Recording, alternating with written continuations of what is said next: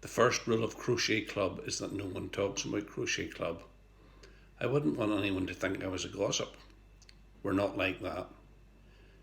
We're not that kind of people. Judgmental gossips, I mean. No, none of our club would spread stories or look down on anyone. We only meet to crochet and to chat, to catch up on the latest local news, more neighbourhood watch than nosy.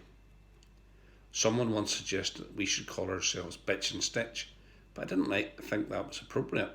And anyway, I don't like bad language. Well, none of us do really. Well, maybe Eileen and Karen have been known to swear a bit, but you know what they're like. And Brenda and Teresa have had their moments as well. But they can be a bit odd, so the rest of us pretend that we just didn't notice. It's not as if saying the wrong thing ever hurt anybody, is it? Sticks and stones and all that. We're good people. We know what we like and we don't bother others. It's others that usually cause the problems. We're all the one sort, if you know what I mean. We don't have any of them in the club. I think they have their own club somewhere else in the town.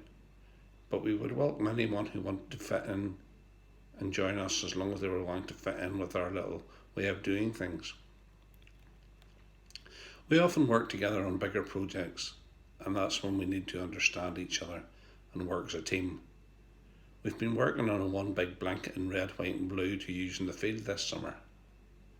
We have no coloured people in the club either. It's not that we are racists, but there aren't many of them in our town, and I've never met any, except for that one who used to come around the houses with a suitcase selling things on tick. I wonder why he stopped doing that. We don't have any of those BLT types either. We've all been married, although I don't know about Big Brenda. She has always lived on her own, I think. Most of us are widows. I miss my Richard. We had many great years together, and he gave me everything I wanted. Yes, I've often said that I miss Dick. Wee Maureen has recently lost her husband, William. They were both regulars at our church, but he went downhill very quickly with his waterworks after that fall off his bike. He went out riding most evenings, and Maureen felt that after he'd slipped off and caught himself on the crossbar, she was happier when he was at home and safe. You spend many hours thinking about your last breath, but how long do you think you'll remember it for? I'm happy enough living on my own anyway. I can still put on my own socks in the morning without wakening anyone up. We usually meet on a Monday in the old church hall, but it has to be called a community hub now. I used to think a hub was a part of a bicycle, but nowadays we have to go with the flow and use all the modern lingo. It's ridiculous. Why do they have to change everything? It's bad enough that we have to be seen to comply with all the political correctness, equality and stuff. But do we really need to change? It's ridiculous. I've thought about ringing into the radio to complain. I don't like change.